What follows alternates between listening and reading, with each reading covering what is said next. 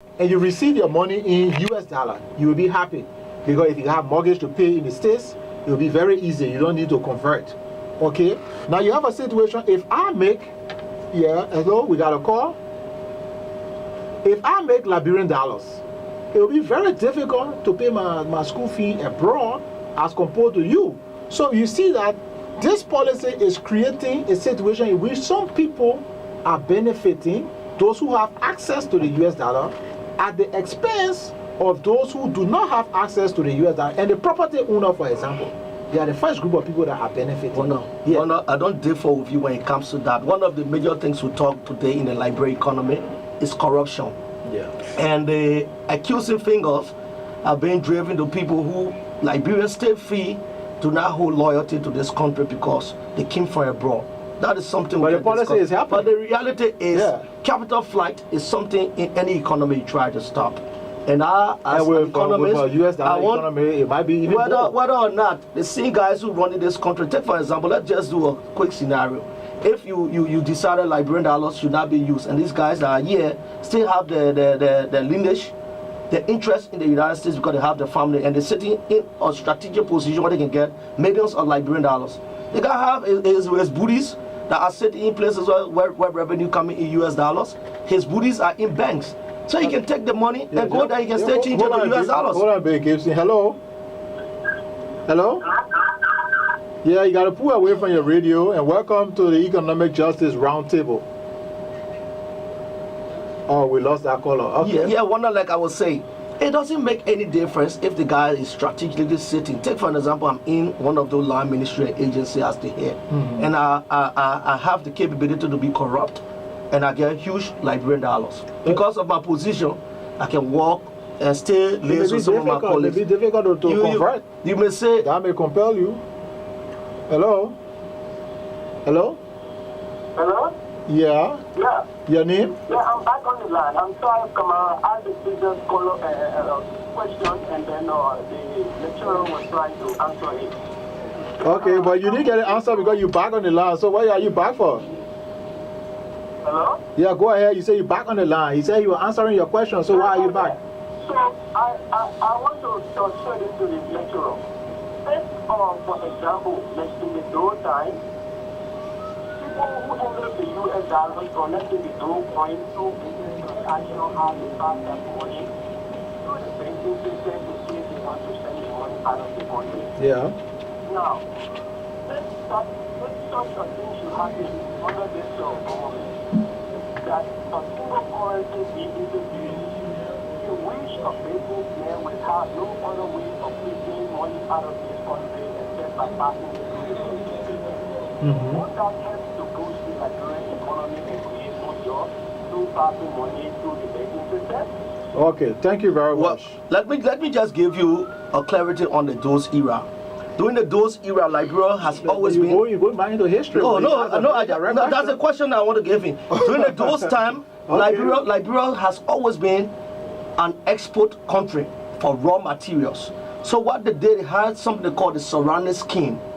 When palm mining companies or Lamco or logging company exported the logs, they were obliged to give a percentage, if I'm not wrong, out of 25% needed to surrender to the then National Bank in US dollars. And at that time, what did we have on the Liberian market? We said there was a parity one to one. Yeah. Was it realistic? So even at that time, it's just that people are not as vocal as now, or the type of democracy we enjoy, we did not enjoy at that time. Let me tell you what guys did. If one was working at a point where the 1 to 1.5 Liberian dollars, and one was sitting where he had control over that 25% scheme, I would take the Liberian dollars. Many guys benefited from it. But that's just a corruption of the system. But corruption is one of it's endemic in our society. He's asking you if you have to channel your importation through a banking system to exchange your Liberian dollar for the US dollar, won't that create a situation in which the economy will be improved? That's a fairly direct question. The problem is that what he's trying to say, he talked about job creation. How? This time the whole banking system automated. I have my account in a bank and I want to transfer. I don't need to take the cash in my hand. More of the money is still in Liberia, automatically it will. I'm saying to you, this country is an input-driven economy. Let me just bring for foreign currency. We're running low on time, but let me bring in this point, right? Let's say proponents of the policy argue that it brings stability, okay, and then it helps to engender economic development and low inflation and what have you. But let's take a situation of the Liberians who are making only Liberian dollars. You continue to have a situation in which the currency is devalued year after year. Don't you think that group in the population are being subjected to economic hardship when you have a currency that keeps devaluing? And that is where, Wonder, in development economics, when we talk about development, we talk about how positively it's impacting the lives of the people. While it is true, take for example, if a guy was paying $30 for a bag of rice converted in Liberian dollars 1 year ago, today he's paying more Liberian dollars. And that is why you expect government to always try to implement policy for the good of the people. We ask government to provide those basic social services for people. Take for an example, and that's why I'm not one of the economists who always champion increment in salaries.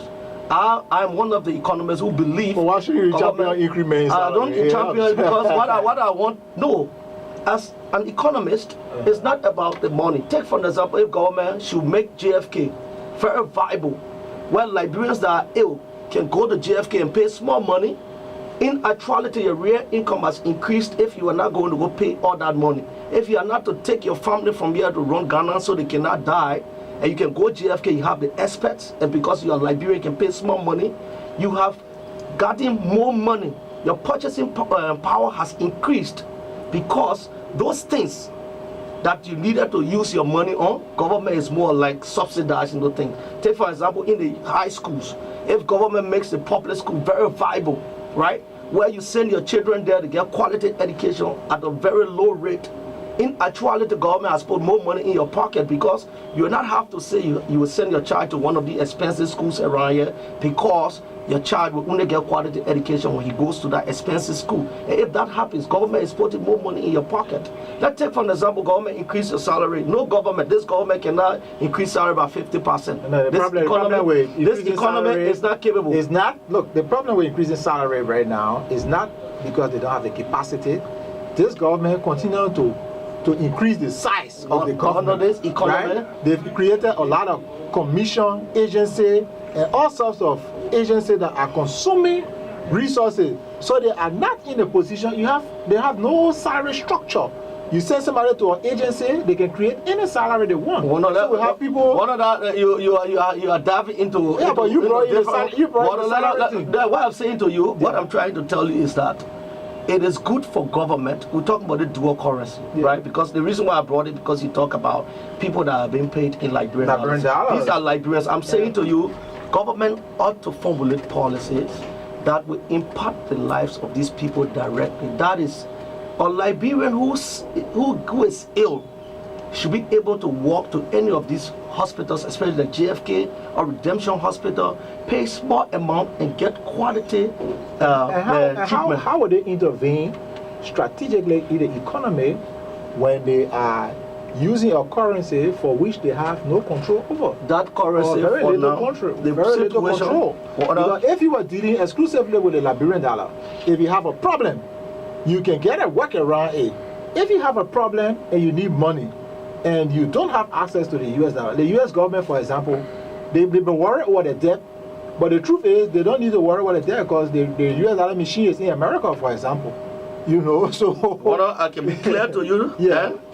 I'm of the opinion, and I'm saying this clearly, that currently Liberia does not have the capability to say she wants to use. So what's the time span you're talking about? It's not about time span. What I told you, let us put this now. We are about to close. Let us put this in order.